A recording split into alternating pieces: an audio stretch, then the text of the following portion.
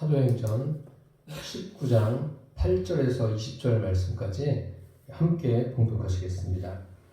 바울이 회당에 들어가 석 달 동안 담대히 하나님 나라에 관하여 강론하며 권면하되 어떤 사람들은 마음이 굳어 순종하지 않고 무리 앞에서 이 도를 비방하거늘 바울이 그들을 떠나 제자들을 따로 세우고 두란노 서원에서 날마다 강론하니라. 2해 동안 이같이 하니 아시아에 사는 자는 유대인이나 헬라인이나 다 주의 말씀을 듣더라. 하나님이 바울의 손으로 놀라운 능력을 행하게 하시니 심지어 사람들이 바울의 몸에서 손수건이나 앞치마를 가져다가 병든 사람에게 얹으면 그 병이 떠나고 악귀로 나가더라. 이에 돌아다니며 마술하는 어떤 유대인들이 시험 삼아 악귀 들린 자들에게 주 예수의 이름을 불러 말하되 내가 바울이 전파하는 예수를 의지하여 너희에게 명하노라 하더라. 유대인 한 제사장 스게와의 7 아들로 이 일을 행하더니 악귀가 대답하여 이르되 내가 예수 알고 바울도 알거니와 너희는 누구냐 하며 악귀 들린 사람이 그들에게 뛰어올라 눌러 이기니 그들이 상하여 벗은 몸으로 그 집에서 도망하는지라. 에베소에 사는 유대인과 헬라인들이 다 이 일을 알고 두려워하며 주 예수의 이름을 높이고 믿은 사람들이 많이 와서 자복하여 행한 일을 알리며 또 마술을 행하던 많은 사람이 그 책을 모아 가지고 와서 모든 사람 앞에서 불사르니 그 책값을 계산한 즉 은 5만이나 되더라. 이와 같이 주의 말씀이 힘이 있어 흥왕하여 세력을 얻으니라. 아멘. 이 세상에서 가장 쉬운 것 같으면서도 어려운 것이 사람의 마음을 바꾸는 것입니다. 어떻게 노력하면은 사람의 마음을 움직여서 바꿀 것 같은데 그게 쉽게 되지 않습니다. 이론적으로는 가능해요. 가능하지만 그렇지 않아요. 복음을 전해보면은 그렇지 않습니까? 아, 저 사람은 쉽게 교회 나올 수 있을 것 같은데 의외로 나오지 않습니다. 또 반대의 경우도 있지 않습니까? 참 사람의 마음을 바꾼다는 것은 어렵습니다. 창조 원리가 그렇지 않습니까? 하나님께서 사람을 창조하시고 또 그 사람에게 필요한 것들을 다 주시지 않습니까? 그리고 사람을 창조하신 하나님은 전능하신 분이십니다. 전능하신 분이시니까 능치 못할 일이 없는 분이세요. 무엇인지 다 하실 수 있습니다. 그런데 하나님이 하지 못하시는 것이 있습니다. 그것이 무엇이냐면 사람의 마음을 하나님의 마음대로 하시지는 못합니다. 그 한 예가 에덴 동산에서 하와가 뱀의 유혹을 받지 않습니까? 하나님이 하와의 마음을 마음대로 하신다면 뱀의 유혹을 받을 때 개입하셔가지고 뱀의 유혹으로부터 뱀을 물리치셔야 되는 거 아닙니까? 그렇게 하지 않아요. 그냥 하와에게 완전히 맡기는 거예요. 아담에게도 마찬가지입니다. 이렇게 하나님은 사람의 마음을 하나님 마음대로 하시지 않습니다. 이 원리가 우리 인간의 삶에서도 그대로 적용이 되지 않습니까? 부모가 자식을 낳는데 그런 이야기 있지 않습니까? 겉을 낳지 속을 낳는 건 아니다. 속상할 때 그런 말을 많이 하는데 부모가 자녀의 마음을 바꿀 수가 있습니다. 있습니까? 감동을 줄 수는 있어도 바꾸기는 쉽지 않습니다. 각자의 마음이 있는 거예요. 그 사람의 삶에서 여러 가지 그 사건들이 많지 않습니까? 사건들이 많은데 가만히 살펴보면 복잡하지 않아요. 문제는 단 한 가지예요.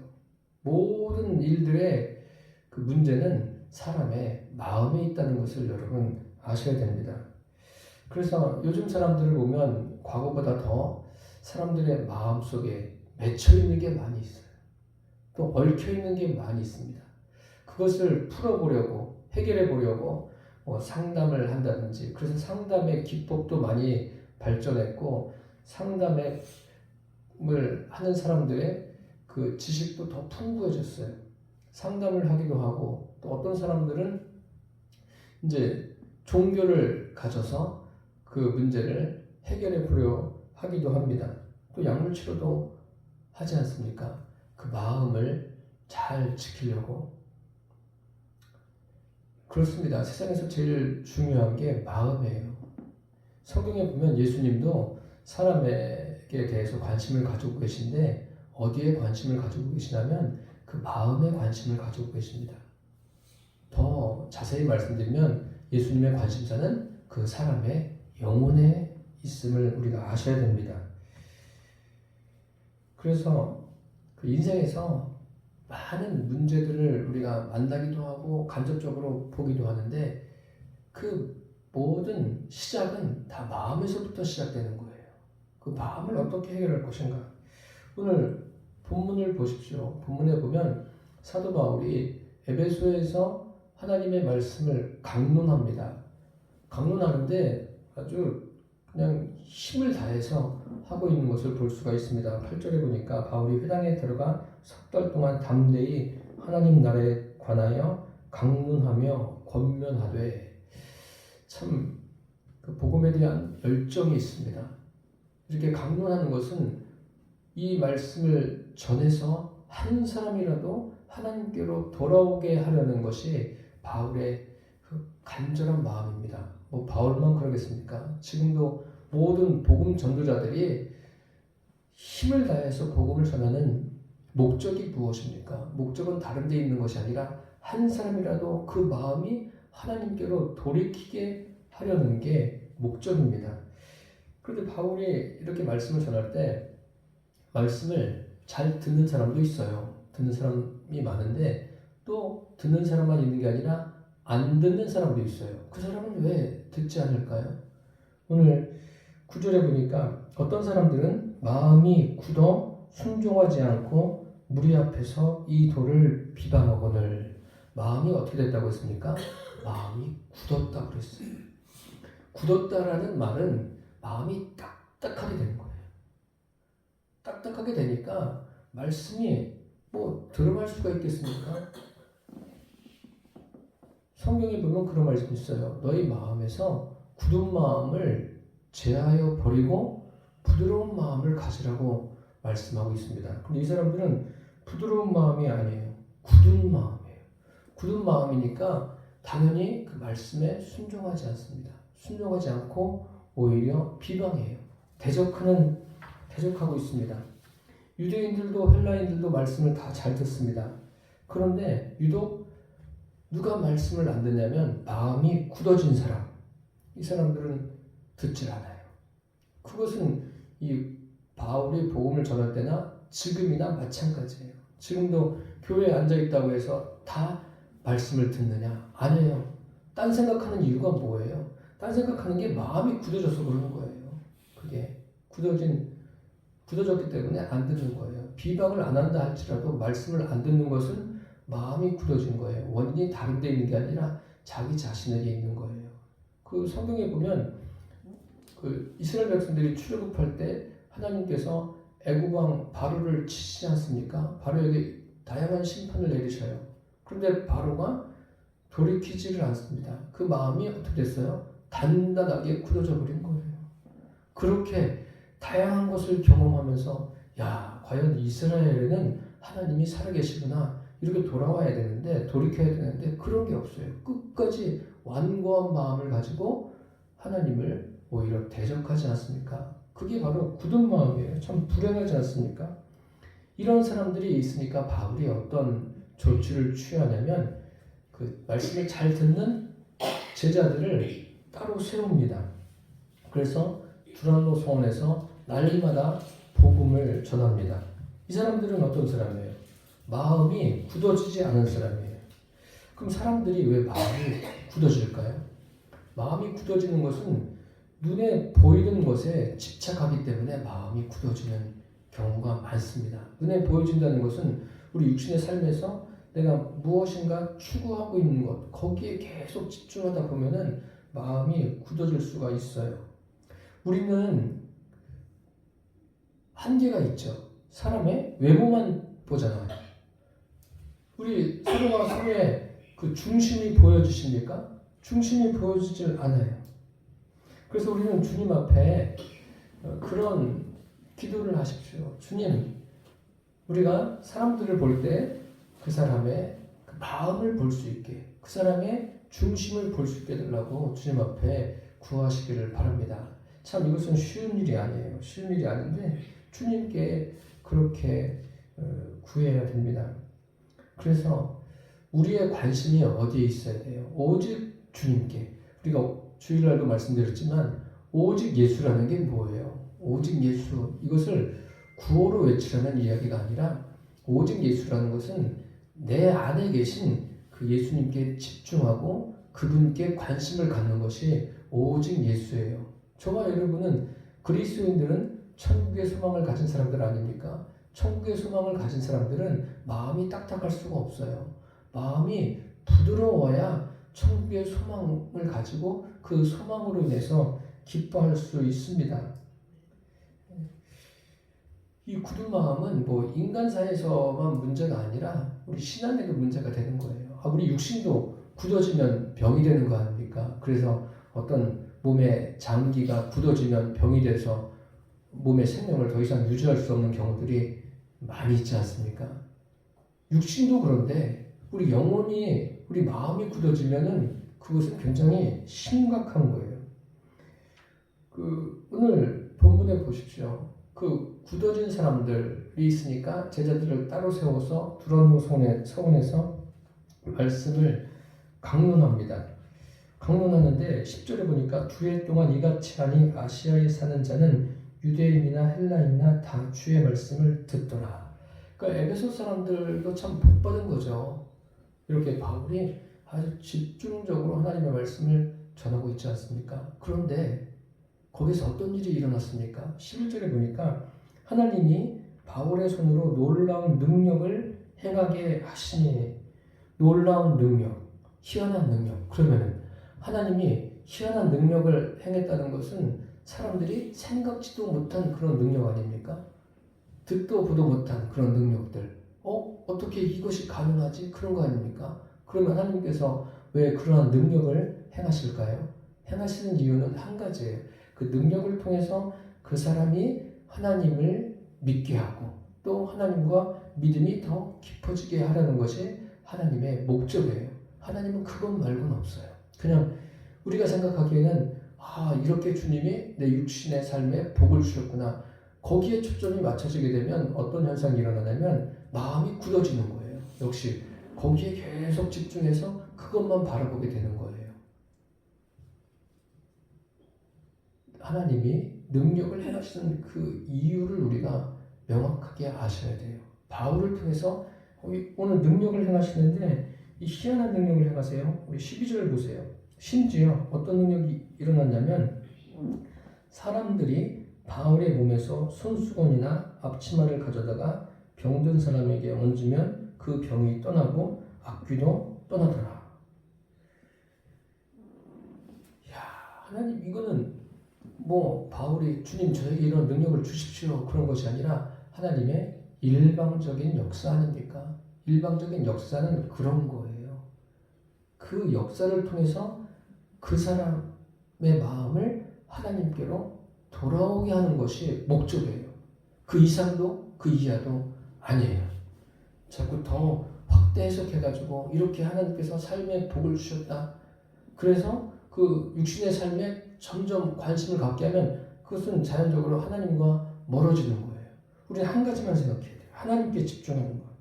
그것이 중요한 거예요. 하나님은 그래서 이렇게 희한한 능력을 행하시는 거예요. 심지어는 바울이 가지고 있는 손수건이나 앞치마를 가지고 역사하시는 거예요. 왜요? 하나님을 믿게 하려는 거예요. 그걸 통해서 하나님을 믿고 하나님께 영광을 돌리게 하는 것이 하나님의 목적이에요. 그러니까 다른 게 아니라 하나님 자신을 믿게 하는 거예요. 그러면은 이러한 일을 행하면 다 사람들이 하나님을 믿을까요? 잘 들으세요, 여러분. 이게 중요한 거예요. 그 복음서에 보면 순풍병자를 네 사람이 침상에 메고 오지 않습니까? 그래서 지붕을 뚫고 내려요. 예수님께서 그 중풍병자에게 뭐라 그럽니까? 일어나서 내 침상을 들고 가라. 아니, 중풍병자예요. 침상에 누워있는 사람이에요. 근데 이 사람이 벌떡 일어나서 자기 침상을 가지고 갑니다. 이 광경을 목격한 사람들이 뭐라 그럽니까? 이렇게 말해요. 그 희한한 그 역사를 보고서 영광을 하나님께 돌렸다 라고 말하고 있습니다. 그러면 영광을 하나님께 돌렸으니까 이 사람들은 하나님을 잘 믿는 사람들입니까? 그렇게 우리가 해석하기 쉽습니다. 그런데 이 사람들은 예수님을 선지자로밖에 보지 못한 거예요. 하나님이 저 예수라는 선지자를 통해서 희한한 능력을 행하셨기 때문에 그들은 하나님께 영광을 돌리는 거예요. 이 믿음과는 아무런 관계가 없습니다. 예수님이 그 일을 행하신 목적이 무엇입니까? 예수님이 누구이신가를 알린 거예요. 그리고 그들로 하여금 믿음을 갖게 하신 건데 그거는 관심이 없고 예수님을 선지자로 알고 하나님께 영광을 돌린 거예요. 이런 일들이 성경에 얼마나 많이 나옵니까? 성경에 나오는 기적들이 무수히 많아요.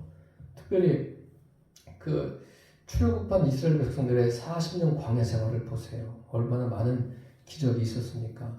그런데 그런 기적을 베푸신 목적이 뭐예요? 목적은 그들의 육신의 삶을 책임지시는 것이 목적이 아니라 육신의 삶을 책임지시는 것을 통해서 하나님이 어떤 분이신가를 알고 그들로 하여금 믿게 하는 것이 하나님의 목적입니다. 이것을 저와 여러분이 명확하게 해 두셔야 됩니다. 이것이 잘못되어 있으면 우리는 매일같이 하나님 앞에 하나님 내가 이런 문제가 있습니다. 이거 해결해 주십시오. 그런 수준에밖에 머물지 못합니다. 우리는 그런 믿음이 아니라 우리가 겪는 모든 일들을 통해서 하나님의 하나님됨을 알고 저와 여러분이 하나님과 더 가까워지게 되기를 바랍니다. 그 오순절에 일어났던 성령의 역사도 마찬가지예요. 다 그런 맥락에서 여러분들이 볼 수 있어야 됩니다. 우리가 그런 말 하지 않습니까? 하나님께 하나님 이런 일을 통해서 하나님께서 영광 받으십시오. 그렇게 말하는데 정말 그런 말들이 나의 진심으로 내 마음의 중심으로 들을 수 있는 말들이 되기를 바랍니다. 하나님이 원하시는 것은 단 한 가지예요. 어떠한 기적이든 어떠한 표적이든 그것을 통해서 원하시는 것은 하나님과 사람과의 관계 회복인 거예요. 하나님과 사람과 하나 되기를 원하시는 거예요. 굳은 마음을 제어해 버리고 부드러운 마음으로 하나님과 하나 되기를 원하시는 것이 하나님의 뜻입니다. 이것은 모세를 통해서 역사하시고 엘리야를 통해서 또 바울을 통해서 다양한 기적을 베푸셨는데 그 목적은 단 한 가지예요. 그 자체가 목적이 아니라 그것을 통해서 하나님께 돌아오게 하는 것. 다시 말씀드리면 하나님은 사람과 인격적인 관계를 맺고자 하는 것이 목적입니다. 그것 이외에는 없어요. 그래서 이런 일도 행하시고 저런 일도 행하시는 거예요. 그런데 그 문제가 어디에 있느냐 하면요. 그런 일을 행하실 때 우리는 그런 일에 집중하게 되고 그런 일을 행한 사람에게 집중하게 됩니다. 그게 문제예요. 하나님이 모세를 통해서 역사하셨어요. 그럼 능력이 모세에게 있는 겁니까? 그렇지 않습니다.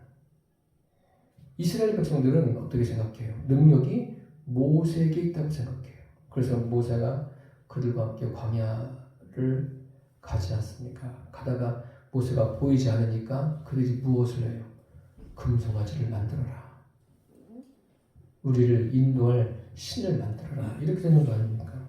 그러니까 이스라엘 백성들은 그 하나님이 행하시는 다양한 일을 보면서도 하나님을 믿지 않은 거예요.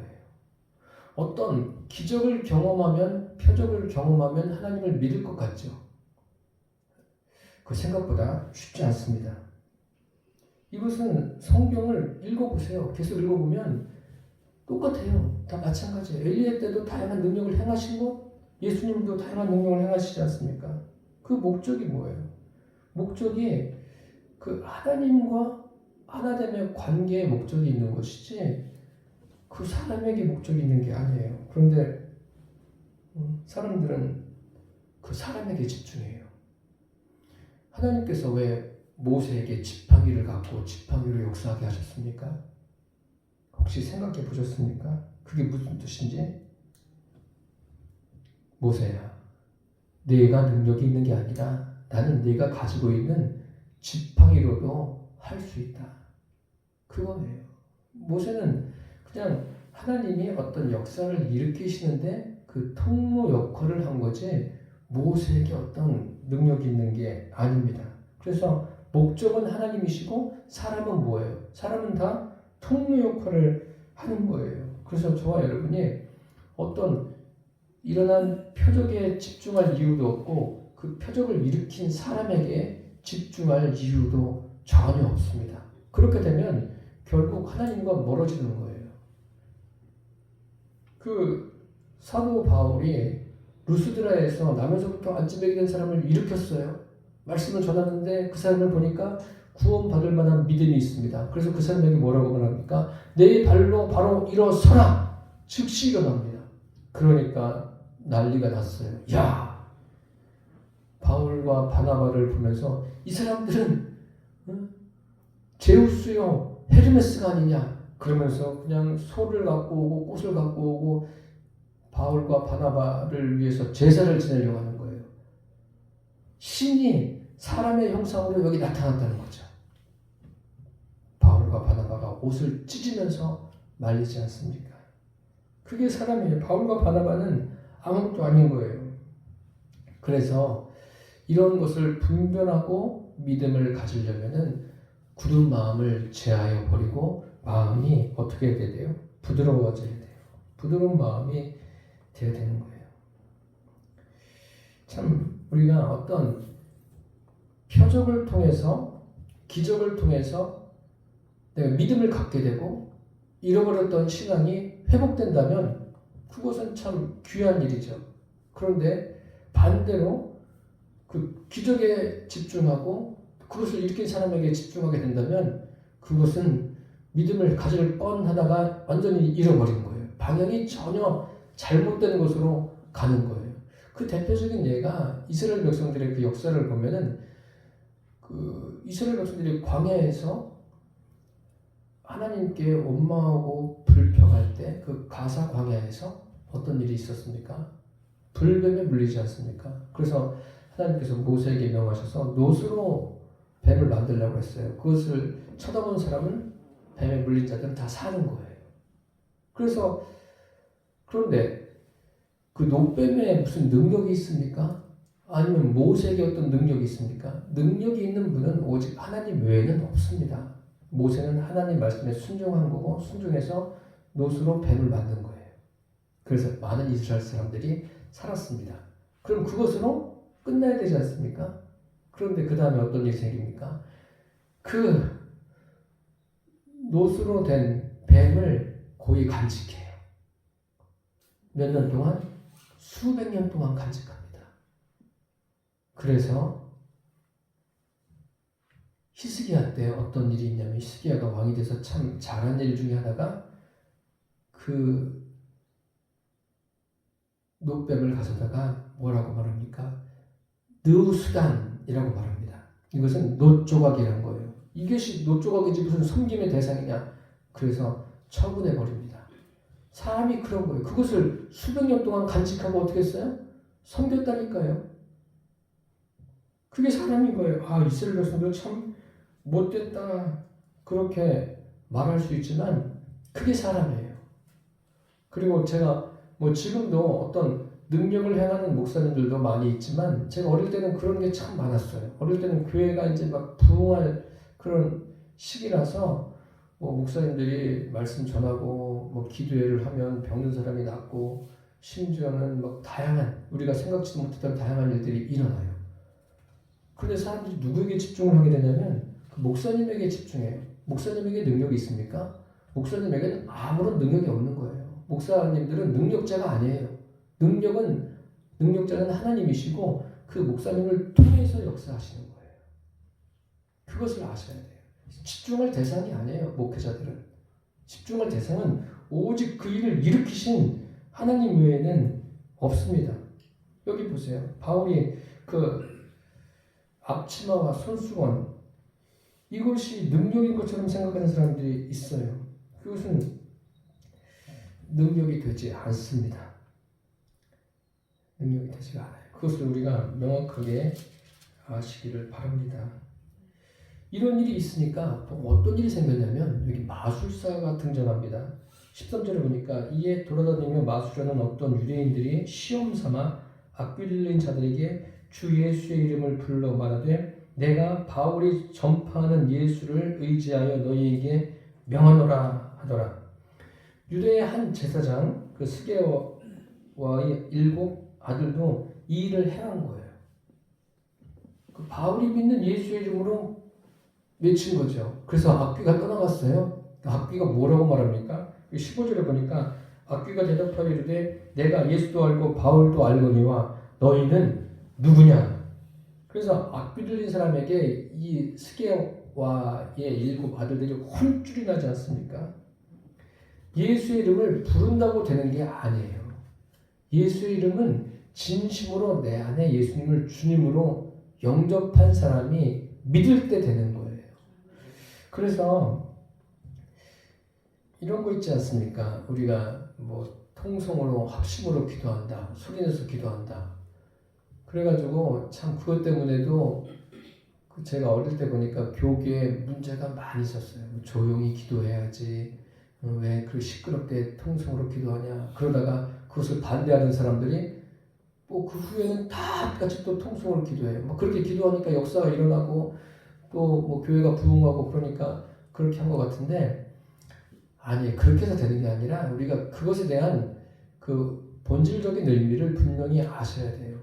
통성으로 기도하든 합심으로 기도하든 소리내서 기도하든 조용히 기도하든 중요한 게 뭐냐면 그 사람의 마음밭이 제일 중요한 거예요. 내 마음밭이 부드러운 마음을 가지고 내 안에 예수님이 계심을 진심으로 믿는가 그리고 내 안에 계신 주님이 역사하실 것을 믿는가 그 마음이 있으면 뭐 소리내서 기도하든 외치면서 기도하든 조용히 기도하든 관계가 없어요.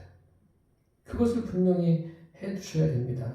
오늘 본문 19절 17절에 보니까 에베소에 사는 유대인과 헬라인이 다 이 일을 알고 두려워하며 주 예수의 이름을 높였다라고 했어요. 이 주 예수의 이름을 높인 사람들은 그 진심으로 그 마음이 주님을 향한 사람들이죠. 그리고 19절과 20절을 보니까 또 마술을 행하던 많은 사람이 그 책을 모아 가지고 와서 모든 사람 앞에서 불사르니 그 책값을 계산한즉 은 5만이나 되더라. 이와 같이 주의 말씀이 힘이 있어 흥황하여 세력을 얻으니라. 마술을 하는데 사용했던 책들을 모아가지고 다 불태웠어요. 불태웠다는 것은 뭐예요? 바울이 당신들 그 마술하는데 사용하는 책 다 가지고 오십시오. 이거 불태워야 됩니다. 나쁜 겁니다. 말하지 않았어요. 그들 마음속에 스스로 일어난 거예요. 아, 이거 잘못됐구나. 그래서 자기들이 말씀을 깨닫고 말씀을 받아들이고 하나님이 어떤 분이신가 알게 되니까 그런 것들을 다 불살라버리게 된 거예요. 그게 은 5만이에요. 굉장히 큰 액수겠죠. 그것을 다 버린 거예요. 말씀이 임하니까. 뿐만 아니라 18절에 보세요. 믿은 사람들이 많이 와서 자복하여 행한 일을 알렸다라고 했습니다. 이것도 바울이 당신들 뭐 하십시오 이렇게 하십시오 하지 않은 거예요. 마음속에 변화가 일어난 거예요. 굳은 마음들이 부드러운 마음으로 변화되고 하나님의 말씀이 그들의 심령에 임한 거예요. 말씀이 깨달아지고 믿어지고 그 말씀에 붙들린 거예요. 그러니까 그들이 마음에 그런 생각이 드는 거예요. 이게 성령의 역사입니다. 성령이 역사하시니까 베드로도 주님 앞에서 뭐라고 말합니까? 주여 나는 죄인입니다. 나를 떠나소서. 자기가 누구인지 알게 되는 거 아닙니까?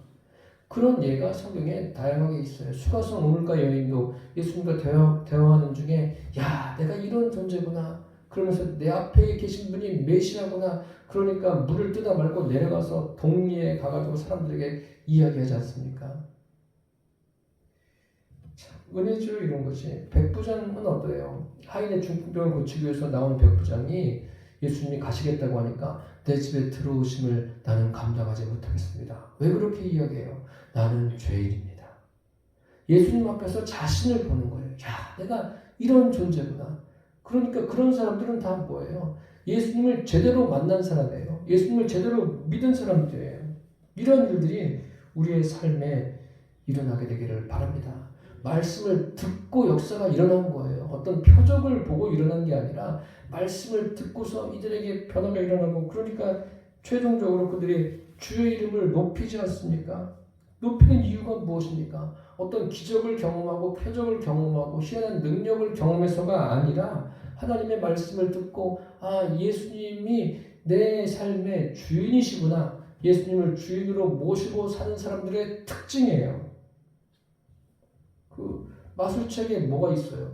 그 여러 가지 희한한 능력을 행하는 그런 방법들이 있지 않겠습니까? 그런 방법들을 활용하면은 삶에도 도움이 되겠죠. 그런데 그게 아니라는 거죠. 인생이 그게 아니라는 거예요. 그것을 다 내버리고 오직 무엇으로 되는 거예요? 오직 예수로, 오직 하나님의 말씀으로 인생이 되어짐을 그들이 깨달은 거예요. 그러니까 주님 앞에 엎드러지는 거 아닙니까?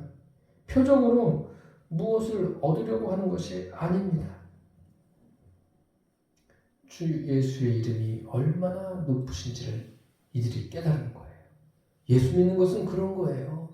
예수 믿는 것은 저와 여러분이 교회 나와서 예배드리면서 아 예수님이 이런 분이구나. 시간이 갈수록 설교를 들을수록 예수님에 대해서 더 깊은 깨달음이 있는 거예요. 그것을 깨닫게 하시는 분은 제가 아니라 성령 하나님이세요.